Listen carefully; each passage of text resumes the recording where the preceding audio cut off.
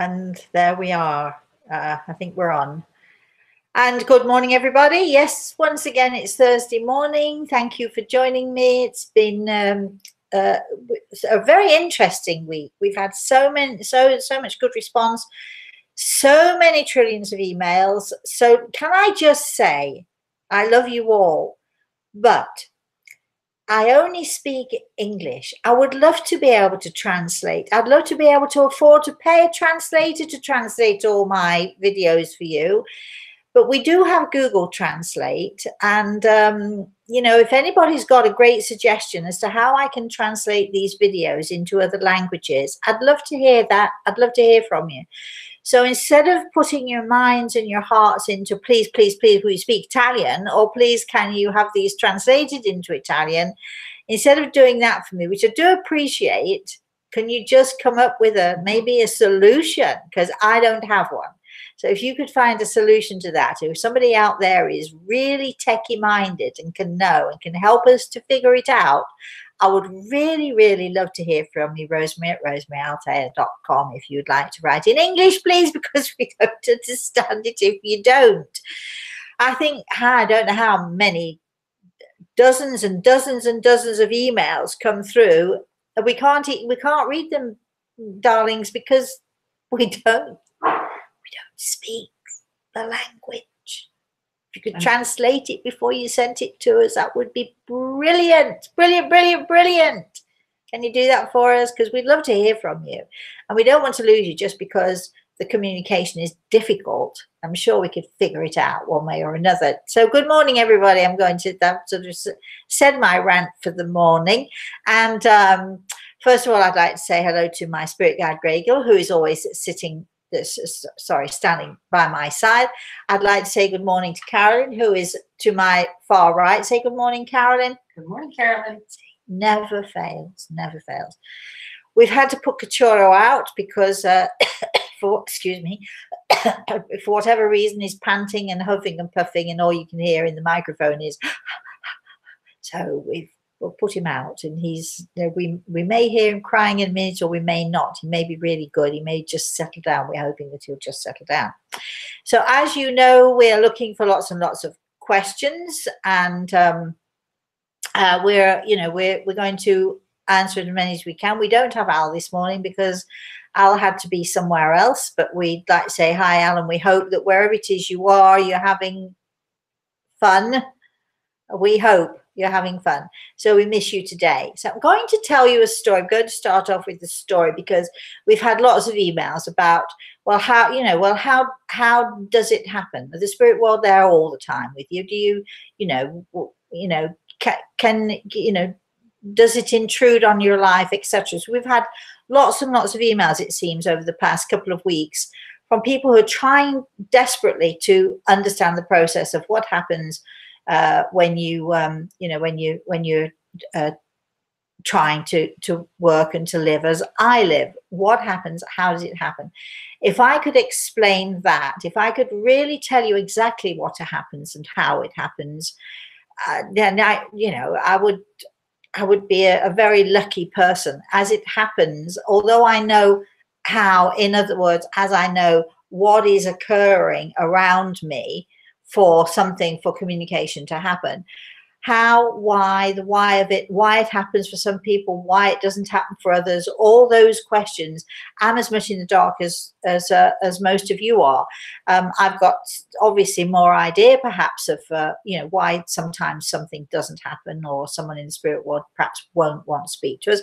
I've perhaps got more ideas and more reasoning power because I have more experience in these areas. But as to why one person and why not another, I'm not really sure, except that, I go back to it's God's will. Sounds like a cheat answer, sounds like me getting out of it. But I do have to say that when it's needed, when someone is desperate and needs something from the spirit world, my experience is that you always get what you need. You don't necessarily get what you want, but you always get what you need. And I thought I'd explain this in just telling a little story about when I was going from Italy to England recently. And I was sitting on the plane, and I was at the front of the plane, which means I can't remember if I was traveling business class or first class, something like that. But I was at the front of the plane, and uh, I was sitting there, and the seat next to me was empty. And as we took off, the seat was empty. And then before you knew it, they brought this lovely young lady to sit next to me. It turned out that she actually worked for the airline. I think it was Delta, not it. Might have been British Airways. It was British Airways, actually, when I think about it. Anyway, she worked for them. So she smiled and said hello to me. I said hello to her. She said, I hope you don't mind me coming and sitting next to you. I said, of course I don't mind. And she said, well, I've just been bumped up. And she explained that she worked for the airline, and we started to chat just a little bit. And then I went back to my book, because I like to read when I'm traveling, and I like to really not be disturbed. It's my moment to myself, to be by myself. So I started to read. But as I started to read, I also started to feel, I'm sure some of you know exactly what I'm going to say, I started to feel someone in the spirit world tapping on my shoulder. And, and that's what they do to me. Tap, tap, tap on the shoulder, which is what Gregor often does to me. He often has his hand on my shoulder. So, so of course I'm looking, because I'm a curious person. I'm looking to see who it is. And it turned out that it was the girl's grandmother. But as with most things, I've learned I can't just turn to somebody and say, excuse me, because I've got your grandmother here. Because it can be such a shock. It can be quite frightening. Some people, believe it or not, some people don't want you to do it. They don't want to know, or they might not believe, or they might think I'm a crazy person. Or as we had an email from a lovely man this morning who said, that woman, meaning me, that woman slid off her cracker. I never heard that. In other words, I think he thinks I'm crazy. But anyway, and then he went on to talk about his own life, and I'm thinking, I wonder which one of us really did slide off the cracker, because I think he slid off his cracker as well. But we had a good laugh about it, Carolyn and I. So, so it's hard when you see things, and you see people in the spirit world, and you know that they're desperate to give somebody a message, but it's very hard, because it's not my job to force what I do onto other people. So I'm very aware of that. I did it one time, and I'll never do it again. So I have to be responsible with the gift. So I can't just throw it around willy-nilly just because I feel that, it's okay to do so. However, I'm reading my book, and then the food came, and then this lovely young thing started chatting to me again, and she's chatting away to me, and there was a little opening, just a tiny opening. I think a grandmother had something to do with that. There was a little tiny opening where she said to me, so what do you do? And I said, well, actually, my standard, I talk to dead people who I don't think are dead at all, really. Wow, she said, oh, I'm so interested in that. And the grandmother, I can hear the grandmother chuckling, because the grandmother knows, and knew even before I saw her, that she was going to get an opportunity to talk to her granddaughter. And sure enough, for the rest of the journey, this poor young thing sitting next to me was alternately laughing and crying, and occasionally sobbing with emotion, because her grandmother was there giving her absolute evidence that she could see her, that she could see her life, that she could see exactly what she was doing and how she was feeling and so on. And of course, eventually was able to give her amazing and incredible advice for her life. And, I think we were on the plane for, I think it was a 2 or 3 hour flight. I think for half of that, I was talking to this young thing. I know I changed her life in a huge way, because I'm pretty sure I was able to give her the confidence that she was so lacking, to make decisions about her life that she was desperately wanting to make, but not sure of, and afraid whether she'd be able to, survive making these decisions. And the spirit world, somebody said to me the other day, but well, you don't really give advice, do you? And I said, well, the spirit world gives help and advice all the time. On our Friday show, my daughter watched it last week, and she's laughing to me. She said, "You know, Mum, you shouldn't. Perhaps you should drop all this, stuff about being a medium, and just say you're an advice columnist, because." She says, "You make a great advice columnist." And I laughed. I said, "Well, I said, the only person who doesn't take my advice, darling, is you." And we laughed about it, because, of course, she's my daughter. And, of course, she might take my advice, but she'll fight me for it from time to time. Then we were talking about the Friday show. I said, "Would you go on sometime with me?" She said, "Yeah, of course I will." And then a few minutes later, she said, "Wait a minute." She said, "Does that mean I'd have to sit in front of all those people and have to listen to you giving me advice?" So whether she'll come on or not, I don't know. She's going to think about it. I'll let you know. Anyway, all right. Enough blather and chatter. Carolyn, do we have anybody watching? Yes, we do. Great. Quite a few people. So hi to everybody. And do we have any questions? Let's go with the question. The first question comes from Paul. Good morning, Paul. Drugs and alcohol. Uh-oh. I realize there are many different types of substances people use or misuse. Do they affect a person's aura? And if so, how? Well, yes. I mean, some people, just to clarify, some people need drugs because they're sick. And even then, your aura is simply the reflection of your energy. So when you're taking drugs, whether it's for medical reasons, or whether you just hooked on drugs or alcohol or substance abuse of one sort or another, of course it's going to affect your energy. And of course that shows in your aura, because it simply is a reflection of who you are. It also affects your ability or even inability to connect with the spirit world. I know that sounds weird, but the Native Americans, not that I'm saying that substance abuse is a good thing, just so you understand, but the Native Americans, when they went into their sweat lodges, it was very common for them to smoke different hallucinatory drugs, because there's a very fine line between what is real and what is imagination, let's say.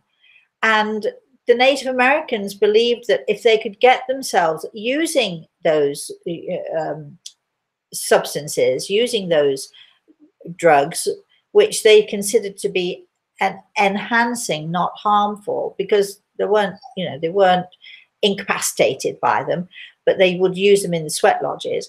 And they would get themselves to a point where they would start to hallucinate. And then they believed that that was the first stage into stepping into that other world, where things were not so much about what they were imagining, but that they were things that were actually then real. And it is true that sometimes drugs can get you to that point. They can lift you to that point where you can actually raise your level of consciousness to a point where you can see, feel, and be aware of other things, otherworldly things that are going on with you. So used correctly, substances are great. Substance abuse, of course, is not, and it will affect you, and it will affect your energy, and it will affect you, and it will disable you eventually. If that substance is abused, it will be a disabling thing. I don't know if you can hear my puppy crying in the background. I'm going to shout to him in a minute to go and lie down. If you hear me barking at my dog, please don't be mad with me. Let's have another question, shall we? Good question, Paul. Thank you. Albertine asks. Good morning, Albertine. As a volunteer, I've worked with demented people with great pleasure. Demented or people with dementia? We hope so. How does the spirit world see these people, and do they help them? Well, a lot of people have dementia, and I've experienced it myself. Not that I have dementia, but I've been with people who have dementia, and very often they are already halfway halfway to moving forward and into that other world, where of course their loved ones in the spirit world do welcome them, do nurture them, and do take care of them. Yes, I mean, I've been to see people in hospitals. I'm thinking of a young man who was in a motorbike accident, and his head hit a tree, and that could do it for you. And he was really, you know, everyone thought that he was in a, I'm not quite sure what they call it, a coma. He was sitting up, but he wasn't there. But I could see where he was. I could see him standing beside himself. I could see him participating with me, able to participate with me, unlike being unable to participate with those others around him. You know, I had a sort of a relative who also had dementia. I didn't actually know him prior to his dementia. I would go and see him. I would take his wife to go and see him. And there were those times where he seemed not to be at home at all to her, but he was definitely at home to me, and his eyes would twinkle, and I would just see that spark, and I would know that he was there. I would know that he was actually home.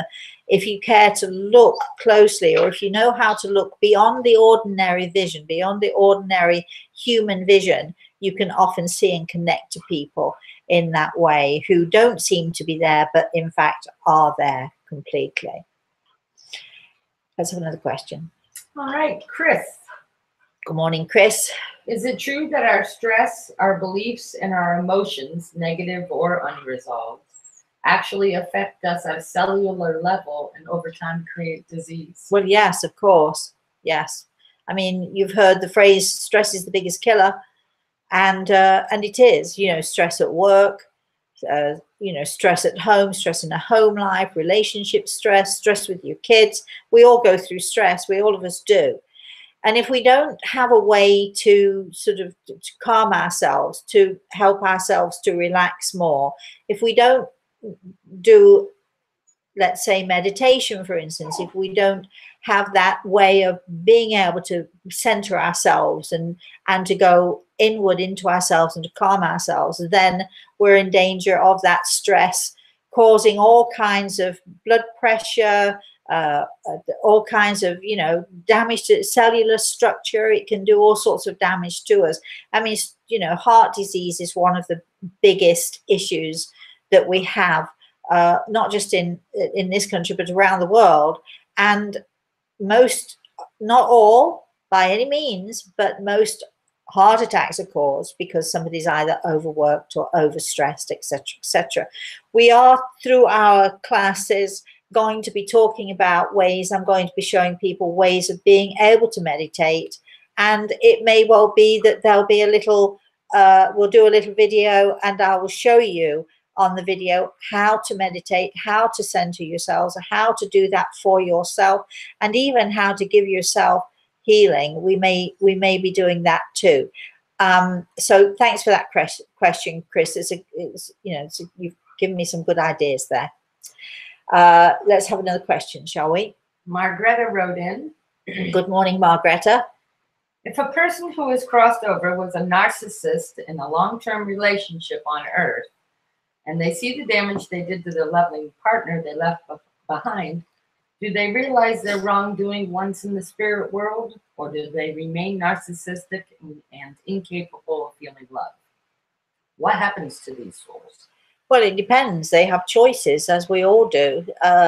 You know, when we pass into the spirit world, one of the things that happens with all of us is that we are able to see much more clearly how our life on this earth affected other people, what we did, what we said, the actions that we took. We're able to see all of those things, and we're able to see how our life impacted other people, good and bad, because I'm sure that all of us, you know, have had good impacts on other people, and we've all had negative impacts on other people as well.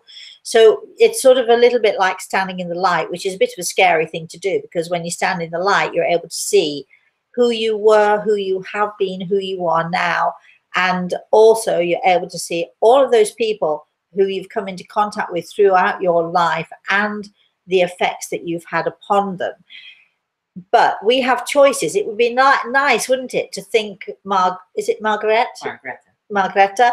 It would be nice, Margareta, to think that, you know, having seen these things, we'd say, oh, I wasn't a very nice person and I'm really sorry about it. I'm going to be different now. Wouldn't that be nice to think that everybody who had an issue or a problem with themselves is going to then think, I should have been different. I wish I'd have been different. It depends how stubborn and how difficult and how awkward we want to be. We all have choices. And when we go into the spirit world, we have choices to recognize who we are and who we have been. And we have the ability and the opportunity to recognize how our lives have either enhanced other people's or damaged other people's. But whether we take that choice is entirely up to us. But I do have so often during consultations, so often I have people coming from the spirit world saying, I'm really so sorry. However, you can only say you're sorry once, and for those of us who are left behind, Margaret, I'm saying this to you personally, you need to move on with your life now. You need to move on with your life. You've got a whole world in front of you, and you've got a whole life in front of you to make. You have choices. You hold on to the past and your awful situations of the past, or you break free of that. Change your attitude, move forward, be positive, and enhance the life that you have with a positive attitude. Let's have another question. Brother Nate asks. Good morning, brother Nate. Excuse me. So sorry. Good morning. Yes. In the spirit world, yep. Can everyone speak a common language that all can understand? Oh, what a great question. Yes. That comes from, please, no more. Can you stop asking me to speak Italian, right? Mm-hmm. Yes, there is. It's a weird thing that happens, Nate. I have to say, and I'm going to recount to you a little experience I had many years ago. I might have talked about this before, but I had a young Australian guy come to me for a consultation, and he was very enamored of me, and he asked me, could he bring a friend of his who actually was Japanese. He explained he doesn't speak a word of English. The Japanese guy doesn't speak a word of English, but I'll interpret for him. So I thought, oh, well, why not? Of course, why not? So he came, he brought the Japanese guy with him, and it's a funny scenario because you expect Australians to be tall and strapping guys, don't you? I know they're not all that way, but anyway, this little guy, his name was Aaron, I remember. He was quite short, and the Japanese guy, who you imagine to be shorter, was very tall and skinny and good-looking guy, and anyway, couldn't speak a word of English, had no clue. And so it was a very, in retrospect, it was a very funny situation, because Aaron's idea of I'll interpret meant that he would he couldn't speak a word of Japanese either. So it was guesswork on his part. In pidgin English, he was trying to interpret what the guy said through his actions and so on. And luckily, the Japanese guy's family in the spirit world, all Japanese, were able to converse with me with Grey Eagle's help, of course, and I was able to understand every word they said. I don't speak a word of Japanese, but I was able to understand every word they said, because there is this universal language, and it's about thought, and extending your thoughts and extending your energy. And we talk about thoughts being living things, and they really are. And when somebody sends us a thought, it doesn't necessarily come across in their language. It comes across in that universal language that I can understand. So this was how I was able, quite successfully actually, to end up helping this Japanese guy, and also connecting him with his grandparents, and if I remember rightly, with his mother. It took 5 hours altogether, but we did it. And it was fun. I don't want to do it again. I don't want to spend 5 hours. It wouldn't be the first time I've spent 5 hours with someone. It certainly won't be the last time I've spent all that amount of time with someone. But, you know, there is this universal language, which we just, I don't know how it works. I have no clue how it works, but it works. Do we have another question? That was a great question, Nate. Thank you. It's really Sandy. Would like to know. Good morning, really, Sandy. That's so cute. Good morning. Are you really, Sandy? Is there a way to know if you're a medium? Oh,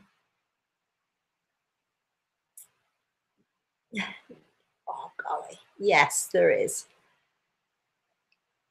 Yes, there is. I think, what do you want me to say?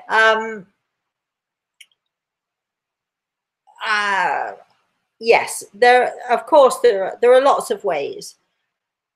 Let me put it this way. There are lots of ways that people know and understand whether they're able to connect with those in the spirit world. That does not make you a medium necessarily. There are lots of people who are psychic. They just know things. They have an ability to know things and to understand things that go beyond this world of ours. Does that make them mediums? No, it does not necessarily. There's much more to being a medium than simply being able to connect with those in the spirit world. It's a whole, it's a huge undertaking to declare that you're a medium and to understand and to know what it is that you're doing and what it is that you're about. Just because you can connect with someone in the spirit world doesn't necessarily mean you understand what's going on. Doesn't necessarily mean that you understand clearly what they're saying to you. I had a situation actually in the last few days where someone, lovely person, wrote in and was explaining that they were in a group, and if she got a message that she didn't understand, they said there were a group of mediums working together, and if she didn't understand what was being said to her, then she'd just pass it on to one of the other mediums to see if they could interpret it. No. Be very careful. Be very careful. Somebody actually wrote and asked me, should they continue seeing these people? Should they continue doing this? My response was, be very careful, because if you're going to see someone who doesn't understand what is being said to them, it is the blind leading the blind. And this is when you start to get misunderstandings. The last thing you want is to have someone talking, or supposedly talking to your mother, your father, or someone in the spirit world who doesn't actually understand fully what they're saying to you, because then you're going to get mixed messages. It's a little bit like you're only hearing half of a sentence. You're not hearing the whole thing.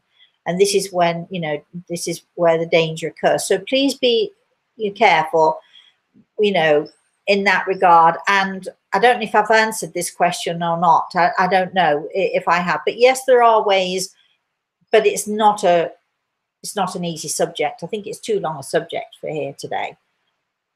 Carol asks. Yes, good morning, Carol. I'm not sure what the message is here. Can you help? Butterfly came last week, landed on my sliding window and stayed 10 minutes. And again, it came last week, flying around the outside of my window. Well, butterflies are everywhere, aren't they? I mean, I could simply say to you, well, it's just a butterfly flying on your window. But it's not, don't you? Which is why you're asking the question. So some instinct is telling you that this is more. And so my instinct is telling me to tell you, listen to your instincts and listen to that little voice which is saying to you, and you know perfectly well that the spirit world will send us, sometimes they'll send us a butterfly or a dragonfly, sometimes they'll send us an angel, sometimes they'll send us a feather, as Greg sends to me. They will use birds and feathers and so on. Sometimes they'll drop pennies in our lap. You know all of that, right? And so, but sometimes, as the Native Americans will say, they will send those tiny winged creatures to help us to understand, to send us a message. And I think you know perfectly well, darling, all you want me to do is confirm it for you that you've got someone in the spirit world who's trying to say hi to you. And I think it's beautiful. And all you should do when you see it is smile and say thank you and hi back. That's what I think. Let's have another question, shall we? Sam from Florida wrote in and asked. Good morning, Sam from Florida. Does the spirit world, as you call it, have the face of God at any time? Meaning, do they converse with him? Do they meet him at the first entrance into the spirit world? So we're talking about God and in what form someone might see him or feel him and so on. Sam, you're talking of God as if he is a being, that person. I don't know how you visualize God. Everybody has their own idea of God, and everybody has their own idea of their own visualization of God. But if you see God as a man or in human form with a long white beard, then he is God to you, and that's wonderful, and you can relate to that, and that's amazing for you. When I talk of God, I'm really talk more. I don't personally, and trust me, I know when I go up there, when it's my time, if I'm wrong, he's going to tell me, I hope. I may see for myself and think to myself, I got that all wrong, didn't I? Because none of us really knows. But my idea of God is much more of an energy or a force, a God force, an energy for good, for pure light and pure power. I don't necessarily view God as many people do, as a man sitting on a throne with a long white beard and so on and so forth. I don't relate to God in that way. Will God meet us? Whether you see him in however your idea of God is, will he be there for you? Will that God force be there for me? I hope so. I hope that God force is going to be that thing that carries me towards that other world and that other life and that spirit world, if you like to call it, whatever you like to call it. I'm hoping that God will carry me, and that God force will carry me to my destiny. And I'm hoping that that destiny is to be in the light and to be of that God force, because I feel it very strongly within me. So rather than debating, you know, what God looks like, I think that I don't personally think it matters whether you view God as in human form, or however you view him, or as I view him as that God force. I feel that God and that God energy surrounds us. I feel that it's within us. Those of us who are of God, those of us who are of the light, those of us who are good, kind souls. I don't think you have to go to church every week to be part of God and God's life. I think God can surround all of us wherever we are. You know, and if we feel that God force, that is a great thing. And when we go to the spirit world, when we pass into whatever that world is, that world beyond this one, which I do believe exists, I think that God and his angels, or that God force and angels will carry us toward that end, and will be there for us and continuing with our lives as we continue on learning and growing, because that is our purpose after all. Let's have another question. Nicole says, good morning, Nicole. Good morning, Rosemary. I know this is a common question, but how do you know when you're on the right path? Is there a sure way to know? How does one get confirmation from God and the spirit world? I think it's this is really simple, and it's also really complicated. So let's start with the simple. From the time we, you know, as we're growing up as babies, I'm sorry, I'm apologizing for my puppy in the background here. From the time we are born and become aware, we become cognizant. So maybe from the age of a year or 18 months or something. I'm thinking of my own daughter. She was very advanced for her age. She was walking when she was 10 months old, 9.5 or something months old, and she was talking fluently by the time she was a year old. So she was very cognizant. She was very aware. So depending on whatever age we become aware, we also become aware of if we're being good and if we're being naughty. We become aware because of those around us who, you know, either laugh with us or show us a smile or hug us or do the finger thing, the wagging of the finger thing and showing our displeasure. And so we learn as we're growing. And as we get older as children, we also have an innate sense of what is right and what is wrong. And we know when we're being naughty. By the age of 3, we definitely know if we're being naughty or if we're being good. And all the way along in those stages, we make choices. We make our choices to be good, positive, happy, or we make choices to have a temper tantrum and be naughty and what have you. As we get older, of course, the temper tantrums hopefully, you know, go away. But we know right from wrong is my point from a very early stage. Excuse me 1 second. Cachorro. Sorry. So we know right and wrong, as my puppy knows right from wrong, as you can see. We know right and wrong from a very early age. We know which is the right path to take and we know which is the wrong path to take. And if we're lucky, we also know the consequences of taking the right path or the wrong path, because there always ought to be consequences for us making, you know, stupid choices or bad choices, because the consequences are what teach us not to do it again. As we get older, now this is where it gets to be complicated. As we get older, of course, there are so many other factors going on.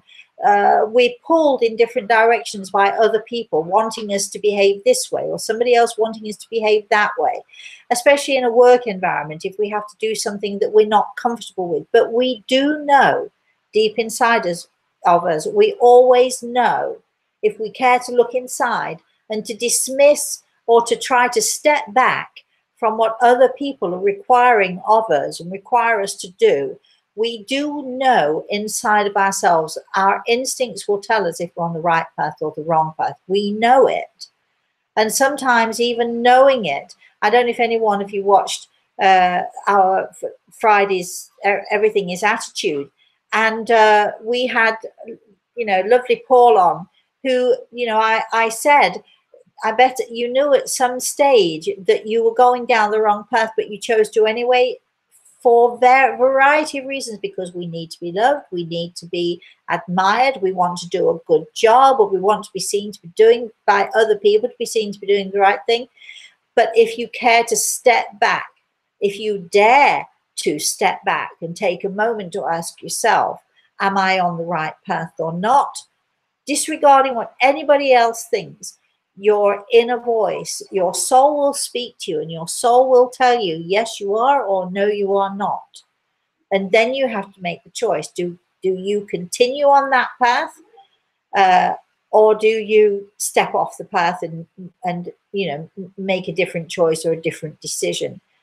If you take a moment, breathe, listen to the voice of your soul, because your soul will speak to you, no doubt about it, if you give it a chance. If you take a moment and you're quiet and you listen to the voice of your soul, it will tell you that whether you're on the right path or the wrong path, and then it is your choice again. Just the same as when we're kids, we make choices. Are we going to have a naughty day or a good day? Are we going to have a temper tantrum, which we know we shouldn't have, or not? All through life, we're given opportunities, and all through life, we make choices. And those choices lead us to other opportunities, which we make either positively or negatively. So, you know, how do we know? I think your question was, listen to your soul. Stop listening to other people. Stop listening to what other people tell you. Stop being confused about right and wrong that other people think are right and wrong. You know, because you've known since you were born the rights and wrongs of everything. And since you were cognizant, you were able to acknowledge that you know when you're being naughty and when you're not being naughty, when you're on the right path or when you're on the wrong path. You know it, absolutely. The awful thing then is the dilemma of choosing, because choosing, if we happen to be on the wrong path, choosing to step off that path can be so scary. And that's where it gets difficult. That's where it gets confusing. And that's where it's often easier to stay on that path, even knowing on some level, on some inner level, even knowing that you're on the wrong path, it's very often easier to take that path and continue on that path than it is to step off it, because stepping off it and onto a new path can be a very scary, scary situation. However, if you feel you're on the wrong path and you're terrified to change, but you know you should, I'll hold your hand. I'll help you. Email me, rosemary@rosemaryaltea.com. I'll send you a prayer. We'll put you on our prayer list. We'll help you. And God will always help you. Even when you think you've been deserted, He's always there. Next question. Starshine has a... Good morning, Starshine. I just want, every time I hear that lovely name, I just want to burst and good morning, Starshine. I can't remember who sang it, but it's a great song. Anyway, good morning, darling. Yes. She says, you gave us an exercise to do a few weeks back, sit with our families, etc., quietly for 10 minutes. Well, I've been practicing this. Yay! It's been a wonderful experience. Oh, yay! Good job. Good job. Yes. I was rearranging furniture and my little puppy was under my feet, so I shooed her away. Instead of calling her by her name, I called her by my sister's name. Oops. So was this my sister letting me know she was around? Yes, because she's in your heart and your mind, and you've been doing this exercise, haven't you? I'm so glad that you're doing it. I hope you keep it up. Because it's something that we should all do every single day of every day of our lives. And it really can be helpful and can really draw us close to them. So obviously your sister is tremendously happy about doing this, and she's tremendously happy that you're finding the time to spend with her. And I think this is great. And I think you're asking me a question you know the answer to, but I'm confirming that yes, you're right. Yes. Let's have another question. I love it, when people actually really do the exercises that they're given to do, which brings me to another point. And it's been on my mind to talk about this for a couple of weeks now. And it came to my mind really after the Friday night show, Everything is Attitude, which I'll remind you is on 6 o'clock Standard Eastern Time with Al and I.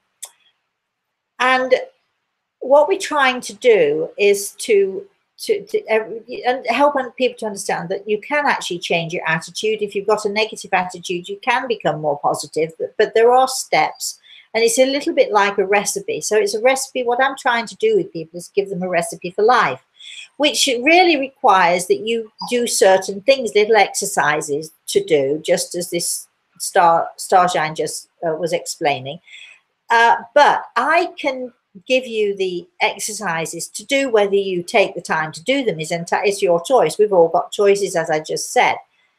However, this is the issue that we have. I'm going to talk now like I'm a really old lady, and I don't feel like I'm an old lady, even though I might be. But in my day, that's how the old ladies start, don't they?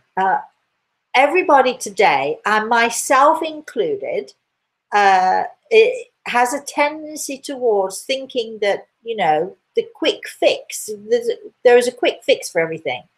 For instance, you go to the doctor and he's going to give you a pill. It's going to fix whatever you've got. It's a quick fix. Just write me out a prescription, doc, and I'll be fine.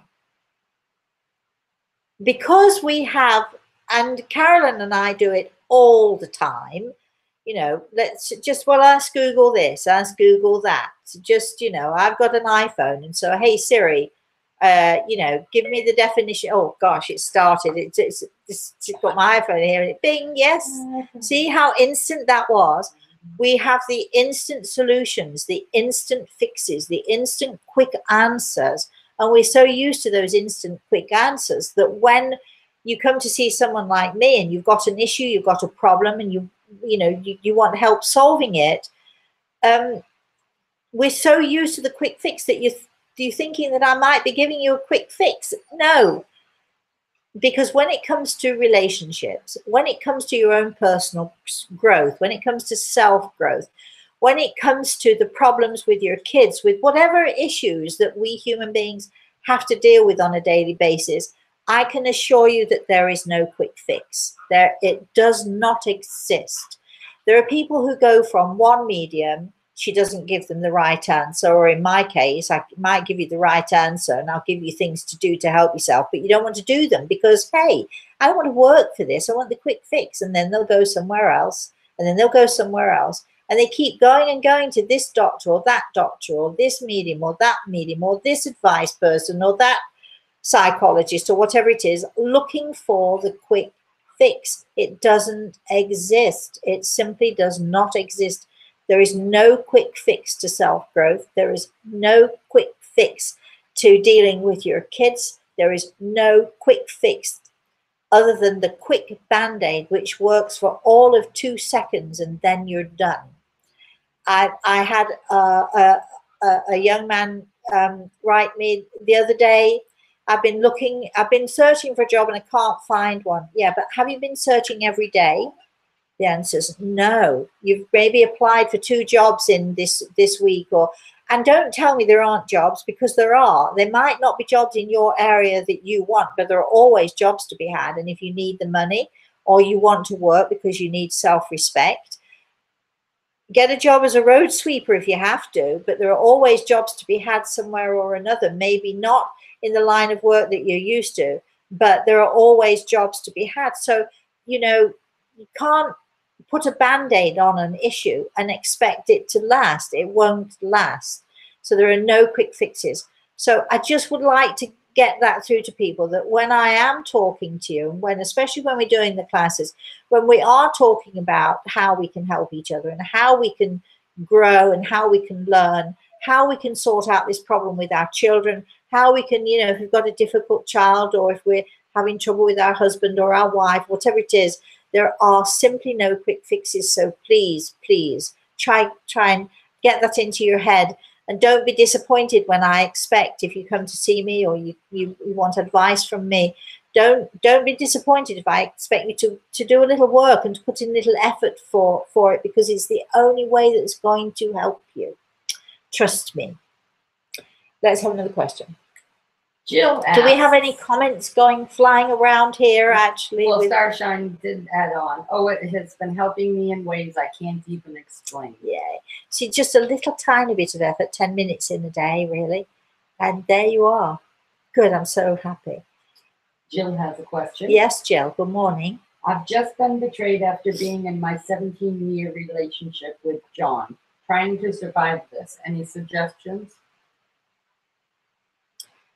Well, this is one that's close to my heart, because I was married for 15 years and actually found out that I was being continually betrayed over the years. Oh, darling, my heart goes out to you.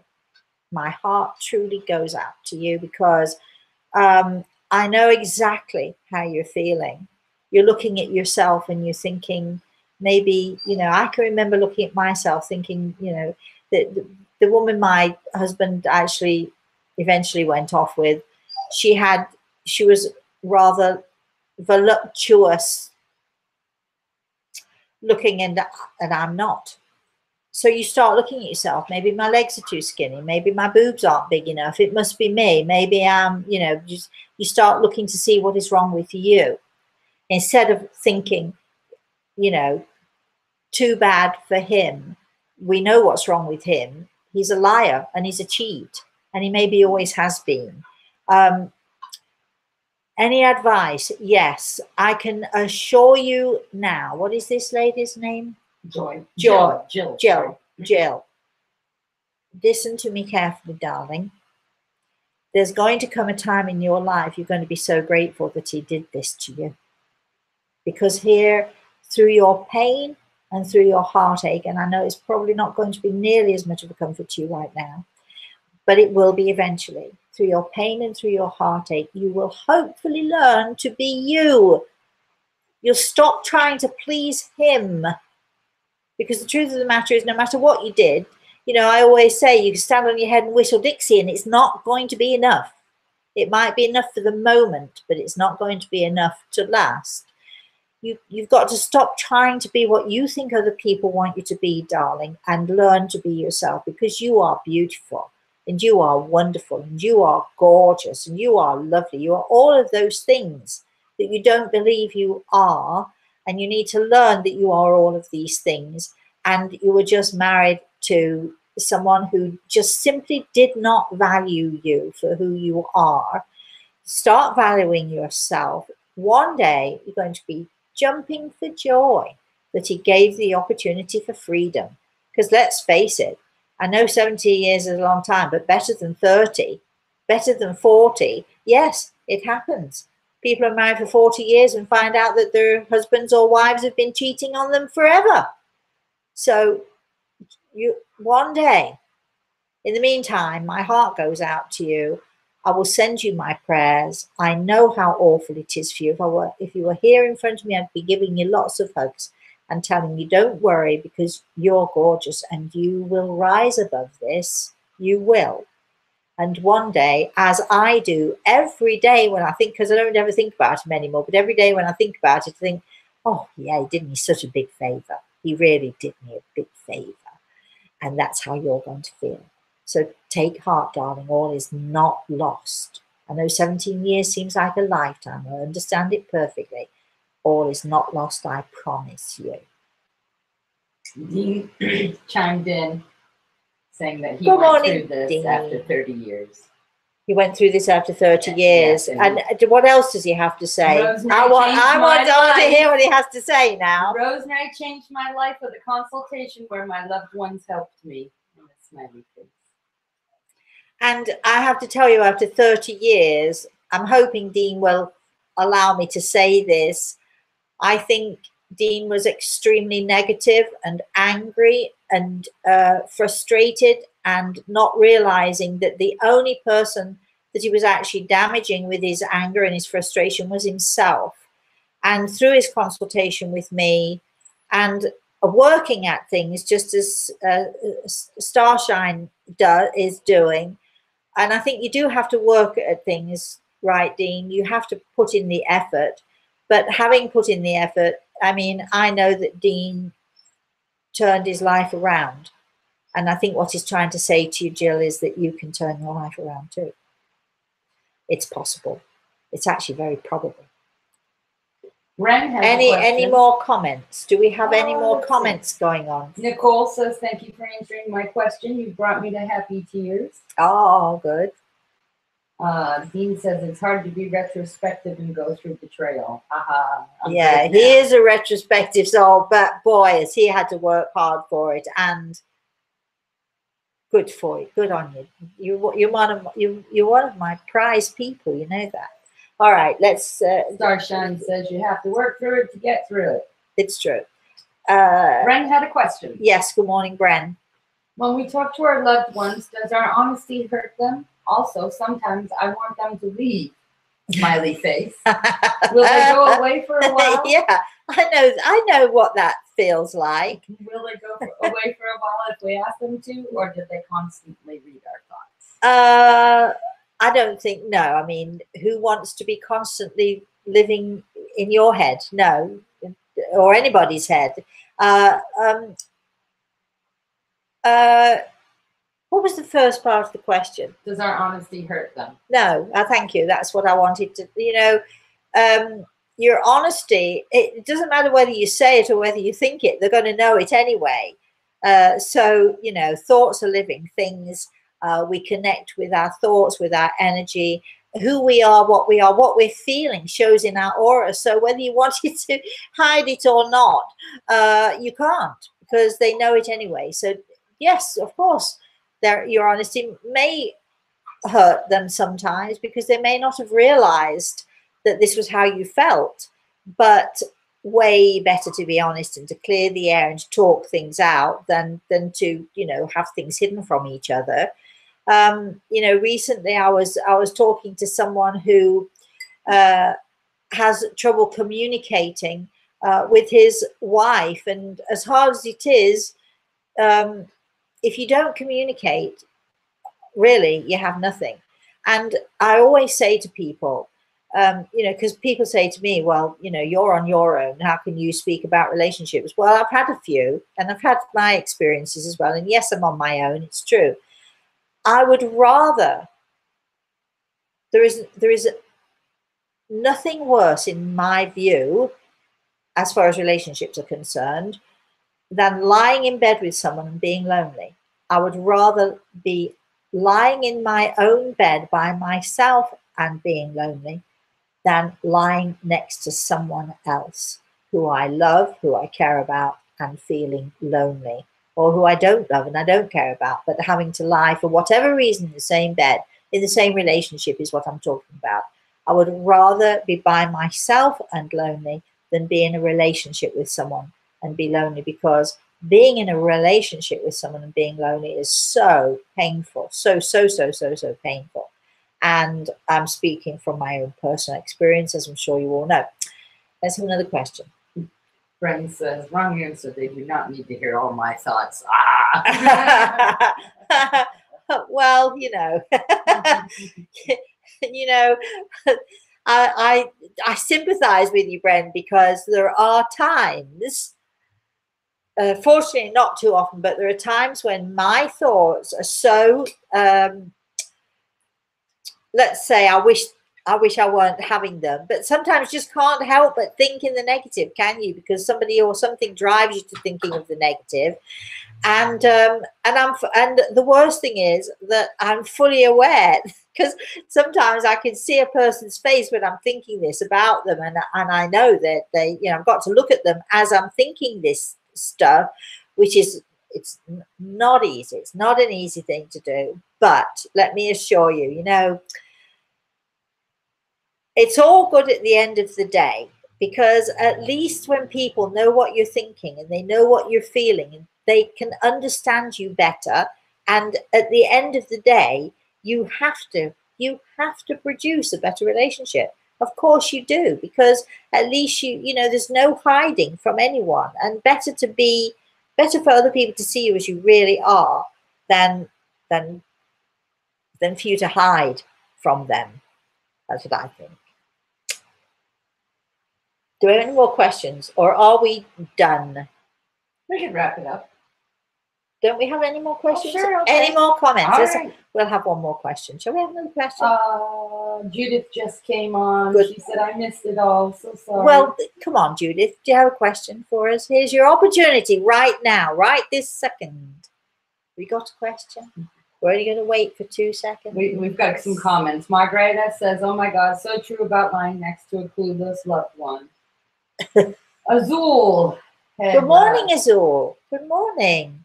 Azul says, please tell me what's wrong with my throat. I've been to a few doctors, but not better. I'm thinking my lymph nodes. I don't normally do this, Azul, but actually Gregor has his hand on my shoulder, and I think you're right. So go back and get a good doctor. Go see a good doctor and explain what's going on. One last question. How do we... Who is this from? Nicole. Good morning, Nicole. How do we as empaths protect our energy? I find myself as empathetic people. Okay. I find myself feeling so drained lately. I don't have the energy to talk on the phone with friends and family or even strangers. If you're a sympathetic person, or if you're an empathetic person, of course, you know, being around people who are negative can drain your energy. Being around people who need your energy, and when you give it freely and willingly and you're out there giving it, of course, you can end up with your energy is drained. There are ways and means of replenishing your energy, but my suggestion is stop saying yes to everybody. That's my suggestion. Stop saying yes. Stop being available to everybody. The one word that I had to learn for my own sanity, for my own physical health. And remember, we're talking about your physical health, Nicole, because it will affect it if you don't do something about it. The one thing I had to learn was I had to learn to say no, and to find those times when I gave sustenance to me, when I had those 5 or 10 minutes or even a whole day, wow, to myself, where I didn't have to do anything else for anybody else. I didn't even have to talk to anybody else if I didn't want to, and I just sort of put myself away. So you have to learn to say no. There are lots of other things that you can do. We'll be talking about those in our classes. All right, we are if you could just address, we've had quite a few people wondering about their dreams. If you'd like to, just. I'm not. Thank you. I don't know. I'm not. It's not my area of expertise. Remember that there is a very fine line between what you dream and what is a reality. But I'm not an interpreter of dreams. I mean, I'd love to be, but I'm not. And I've got too much of other stuff to do to really sort of try and figure it out. But I do thank you for thinking of me. And I do thank you for thinking that I might be able to help you in the interpretation of dreams, but I can't and I won't and I shan't and all of that stuff. But thank you anyway for asking those questions. Thank you all for joining me this morning. We are on Facebook. We're on Facebook. If you want to know more about our Friday sessions with Al, everything is attitude. We're on Facebook. You can get us on the healing page. Yes, but the information is on all of your pages. So the information is on all of the pages. You can find out how to get on there live. And if you can't manage live, do watch us. Do subscribe. Please subscribe.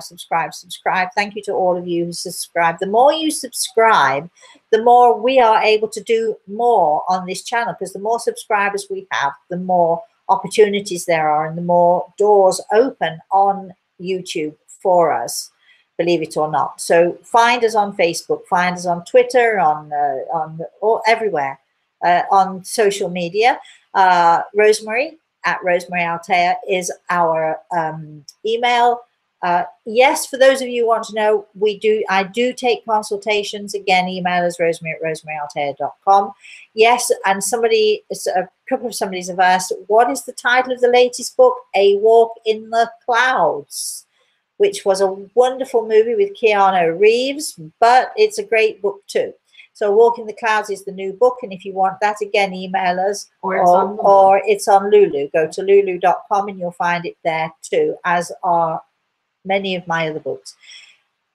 In the meantime, until I see you again next week, or if you join with us tomorrow night, 6 o'clock, Standard Eastern Time, everything is attitude. You can come on live, you can ask questions and so on and so forth. We do have a guest coming on.